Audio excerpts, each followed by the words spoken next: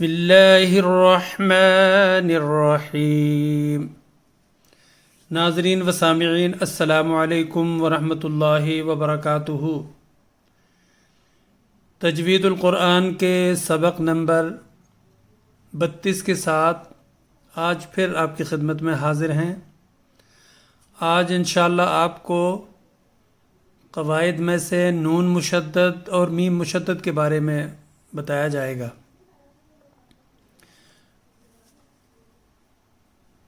اعوذ باللہ من الشیطان الرجیم، بسم اللہ الرحمن الرحیم۔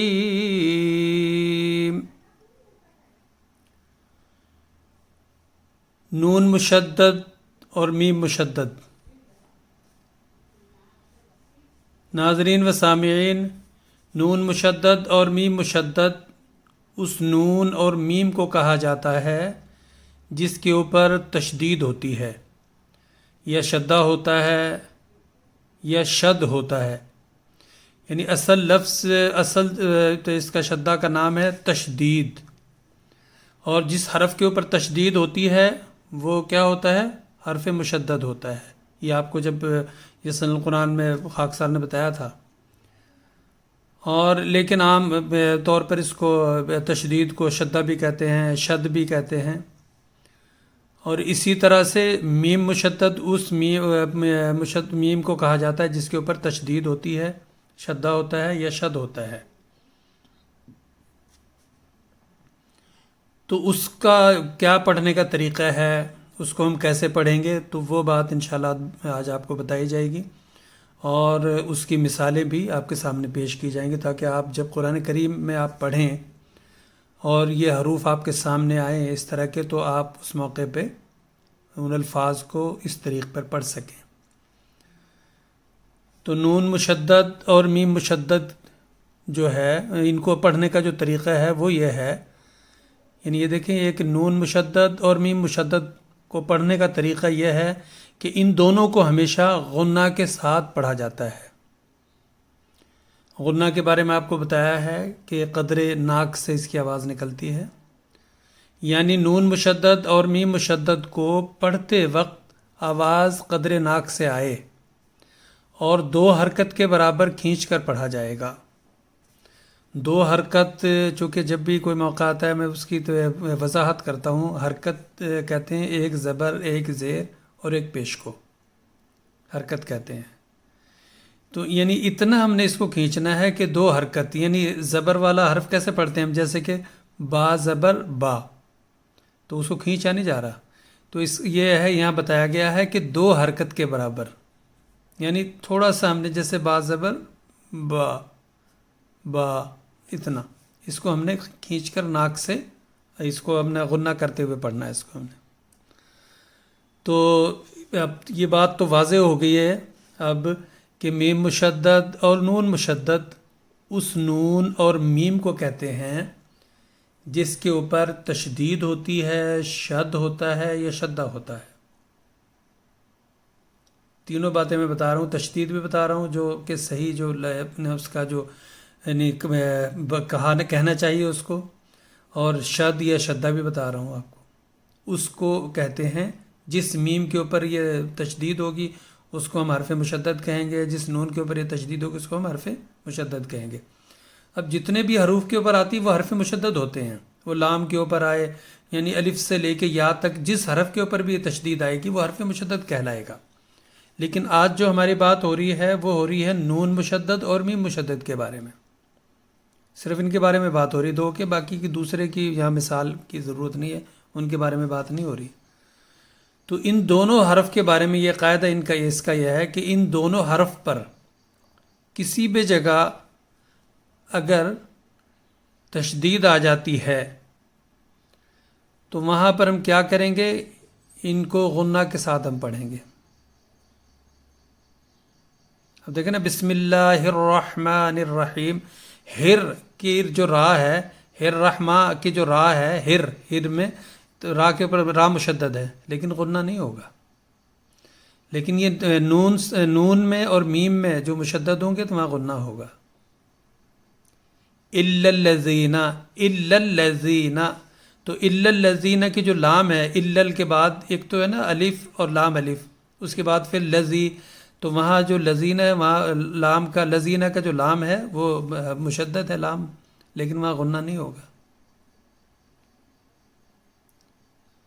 صرف میم مشدد اور نون مشدد میں غنہ ہوگا، اور اس کو غنہ کے آواز کے ساتھ ہم پڑھیں گے. اس کی میں چند ایک مثالیں جو ہے نا وہ آپ کو بتا دیتا ہوں، تو تاکہ آپ اس کو اپنے ذہن میں رکھیں کہ ان کو ہم نے کیسے پڑھنا ہے. یہ مثالیں ہیں اس کی. یہ مثال آپ کے سامنے ہے، یہ دیکھیے. جیسے کہ ہم پڑھیں گے ان اللہ، ان اللہ، ان اللہ. چونکہ اللہ کا جو لفظ ہے اس کو تو اس کی وجہ سے پڑھ رہا ہوں کہ چونکہ پورا لفظ ہے، لیکن اصل جو بات بتانے والی ہے وہی ہے ان اللہ. اب دیکھیے یہ بھی لام مشدد ہے یہاں پہ، لیکن اس میں کوئی غنہ نہیں ہوگا، نہ اس کو ہم نے کوئی ایک یا دو حرکت کے مقدار کے برابر اس کو ہم نے کھینچنا، غنہ کرنا، صرف غنہ یہ ہوگا ان، چونکہ یہ نون مشدد ہے. ان اللہ. اب اگلا لفظ لے لیتے ہیں الا، الا، الا، الا اعطیناک الکوثر، الا اعطیناک الکوثر. تو یہ آپ کو پتہ لگ رہا ہے کہ اس کو کیسے ہم نے پڑھنا ہے. اب یہ ہیں میم کی مثالیں ہیں. فَأُمُّهُ هَاوِيَةٌ، فَأُمُّهُ، فَأُمُّهُ. اب آپ دیکھ رہے ہیں کتنی مقدار میں اس کو ناک میں یا غنہ کر رہا ہوں. فَأُمُّهُ، فَأُمُّهُ هَاوِيَةٌ، فَأَمَّا مَنْ أَعْطَىٰ، فَأَمَّا، فَأَمَّا، فَأَمَّا، فَأَمَّا مَنْ أَعْطَىٰ. اب یہاں جو من جو ہے اس میں کیا ہے، اظہار کا قاعدہ ہو رہا. کیوں کہ اظہار کا یہ حمزہ اظہار کا حرف ہے، تو نون ساکن کے بعد جب حمزہ آ رہی تو یہاں پہ اس کو ہم فَأَمَّا مَنْ أَعْطَىٰ. لیکن اگر اخفا کے 15 حروف میں سے نون ساکن کے بعد ہوتا تو وہاں پھر غنہ ہوتا ہے یہاں پر بھی. اب یہ چلیے اگلا حرف ہے محمد الرسول اللہ، محمد الرسول اللہ. اب آپ یہاں دیکھیں کہ یہاں پر یہ یعنی میم مشدد بھی ہے، را مشدد بھی ہے، اور لام مشدد بھی ہے، لیکن نہ را میں غنہ ہوگا اور نہ ہی لام میں غنہ ہوگا. یہاں صرف میم مشدد میں غنہ ہونا ہے. اور میم مشدد کے بارے میں ہی یہ جو مثال دی جا رہی ہے یہ میم مشدد کے لیے، یہ جو یہ الفاظ جو لکھے گئے یہاں پر یہ اسی کی وجہ سے یہاں پر اس کی یعنی پہچان کے لیے دیے گئے. محمد الرسول اللہ.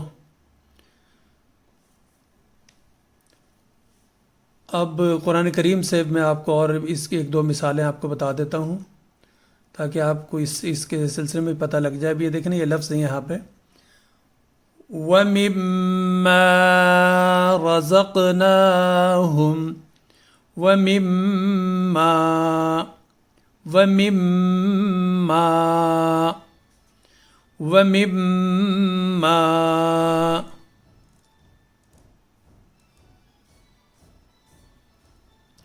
آگے آپ یہ دیکھیں، آگے میں آپ کو بتا رہا ہوں چند ایک حروفوں کی مثال ہے. اب جیسے کہ یہ ہے وَمِنَ النَّاسِ وَمِنَ النَّاسِ نون مشدد ہے یہاں پر. وَمِنَ النَّاسِ آمَنَّا.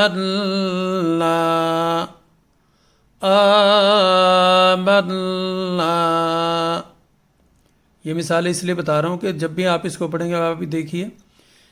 قالوا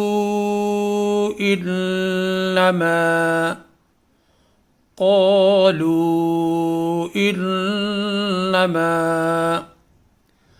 ألا إنهم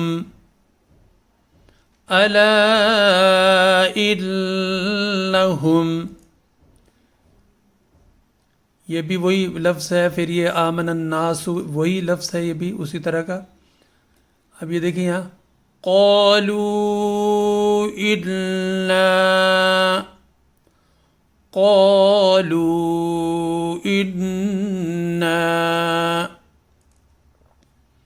اب آپ یہ دیکھیں یہاں پہ صم بکم صم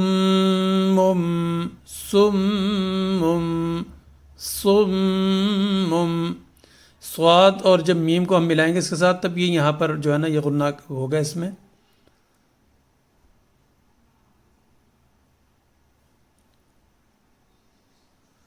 اب یہ ہے اِنَّ اللَّهَ.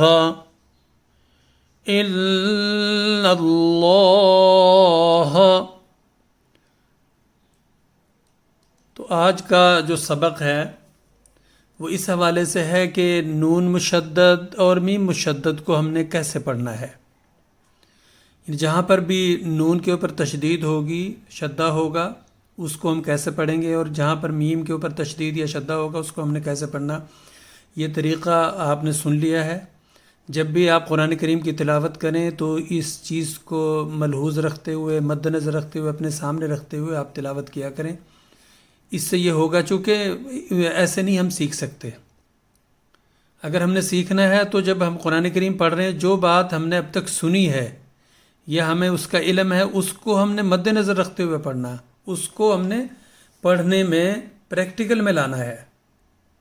اور اگر ہم نہیں لائیں گے تو پھر ہمیں سننے کا یا پھر یہ دیکھنے کا ہمیں کوئی فائدہ نہیں ہے. اس میں ہمیں فائدہ اسی وقت ہے کہ جب ہم قرآن کریم کی تلاوت کر رہے ہوں، ہم حفظ کر رہے ہوں یا ناظرہ پڑھ رہے ہوں، تو اس موقع پہ ہم نے اس کو مد نظر رکھنا ہے. اس کو سامنے رکھتے ہوئے اس کو یعنی یہ جو قواعد بتا جا رہے ہیں ان کو فالو کرتے ہوئے آپ نے آگے چلنا ہے، تلاوت کرنی ہے. بے شک کم کریں لیکن یہ چیز ذہن میں رکھیں. سب سے پہلے تو یہ ہے کہ میں بار بار یہ بات بتا رہا ہوں کہ جیسے ہم پڑھتے ہیں الحمد للہ رب العالمین، یہ لفظ ہم نے پڑھا، یہ جو لفظ ہے یہ آیت ہم نے پڑھی ہے، تو اس میں ہمیں یہ پتہ ہونا چاہیے کہ الحمد کون کون سا قاعدہ ہو رہا ہے. یہاں پہ ہا کو ہم نے کیسے پڑھنا ہے، ال کو ہم نے کیسے پڑھنا ہے، دال کو ہم نے کیسے پڑھنا. کئی دوست ایسا الحمد للہ یا للہ اس طرح پڑھ لیتے ہیں. تو اس کو ہم نے یہ سمجھ کے پڑھنا ہے کہ ہم نے تجوید القرآن کے سبق نمبر اتنے میں یا کسی سبق میں ہم نے یہ بات سنی ہے، اس کو ہم نے یہاں پریکٹیکل میں اپنے یعنی لانا ہے. ہم نے عملی طریقے سے اس کو ہم نے پڑھ کے دیکھنا ہے. تو جب آپ ایسا کریں گے تو انشاءاللہ امید ہے، بلکہ میں یہ وثوق سے یہ بات کہتا ہوں کہ آپ ضرور سیکھ جائیں گے آسانی کے ساتھ، مشکل نہیں ہوگی آپ کو. اور اگر آپ یہ دیکھ رہے ہیں کہ آپ کو وہ ذہن سے نکل گیا تو اس موقع پہ اپنے جو بھی آپ کے پاس ڈیوائس ہے، موبائل ہے یا کمپیوٹر ہے یا لیپ ٹاپ جو بھی ہے، اس سے آپ سن سکتے ہیں، وہ دیکھ سکتے ہیں. ضروری نہیں کہ آپ یوٹیوب پر رکھیں، آپ ان کو ڈاؤن لوڈ کر سکتے ہیں. ڈاؤن لوڈ کر کے آپ رکھیں تو آپ جب چاہے دیکھ لیں، پھر نیٹ کی بھی ضرورت نہیں رہتی. تو اس لیے یہ باتیں جو آپ کو بتائی جا رہی ہیں ان کو خاص طور پر ذہن میں رکھیں. تو آج کا جو سبق ہے وہ یہی ہے کہ نون مشدد اور میم مشدد کو ہم نے کیسے پڑھنا، چونکہ یہ بہت مقامات پہ آتا ہے، ایک ایک رکوع میں کئی مرتبہ آتا ہے. تو قرآن کریم میں یہ کئی سو بار آ رہا ہے. یہ دونوں کے الفاظ، یہ دونوں جو ہے حروف ہیں نون مشدد اور میم مشدد، یہ کافی مرتبہ یہ آ رہا، بارہا آتا ہے. تو اس کے پڑھنے کے بارے میں ہمیں پتہ ہونا چاہیے. آئندہ انشاءاللہ ایک دوسرے سبق کے ساتھ آپ کی خدمت میں پھر حاضر ہوں گے. اس وقت تک کے لیے اجازت دیجیے. اللہ تعالی ہم سب کو قرآن کریم کو صحیح رنگ میں پڑھنے کی اور اس پر عمل کرنے کی توفیق عطا فرمائے۔ وآخر دعوانا ان الحمد للہ رب العالمین۔